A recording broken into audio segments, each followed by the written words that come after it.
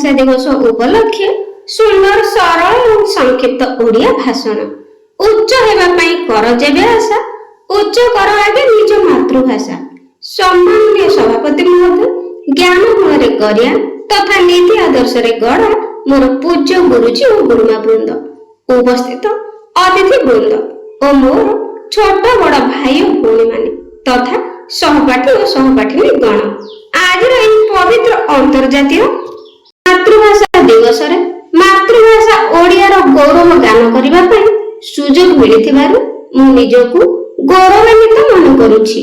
जने शिशु जन्म हेबा परे निज मां मुहरु जो भाषा शिखि थाए ताहा ताहार मातृभाषा मातृभाषा केवल भाव विनिमयर माध्यम नुहे एहा हमर परिचय संस्कृति और स्वाभिमान। नेल्सन मंडेला को भाषा रे if you talk to a man in language he understands that goes to his head but if you talk to him in his mother tongue it goes to his heart। एही उक्तिटी को जाना जाए जे मातृभाषार गुरुत्व केते सेही परि स्वभाव कवि गंगाधर मेहर मध्ये लिखिचंती मातृभूमि मातृभाषा रे ममता जाहु दे जनमी नहीं ताको जदि ज्ञानी गण रे गलिबा अज्ञान रहिबे काहे। शिशुटी निजर पिता माता परिवार एवं परिवेश रु शिखिथिबा भाषा हेउचे तार मातृभाषा। व्यक्तिटी हृदयर आवेग को तथा निजर मनर कथा को निज मातृभाषा सहायता रे जेते सहज और सुंदर भाबरे अन्यମାନଙ୍କ आगे प्रकाश करि पारे अन्य कोनोसी भाषा रे ताहा सहज रे संभव होई न थाए।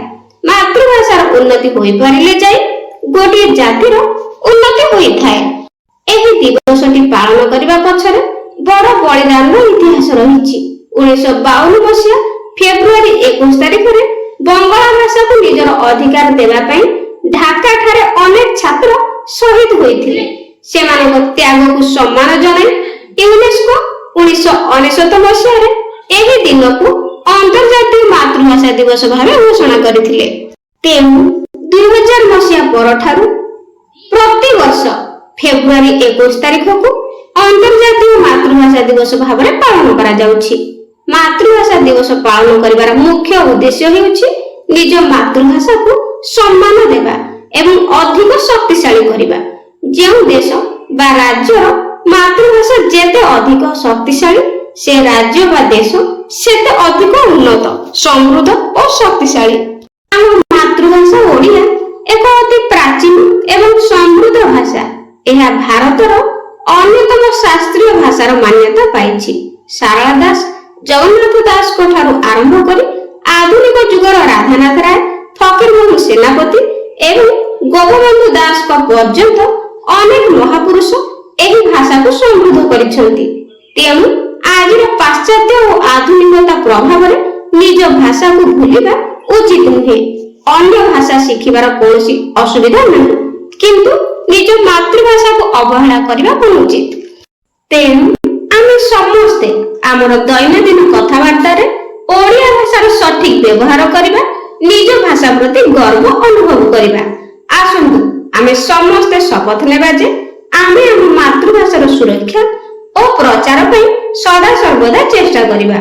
मु गर्वर सहित कहिबाकु चाहिबी जे मु ओडिया मो मातृभाषा भारी बढ़िया। जय मातृभाषा जय जगन्नाथ। पिला माने भाषण पसंद आस्तिले लाइक करिवे और कमेंट रे निश्चित जणाइबे। Thank you.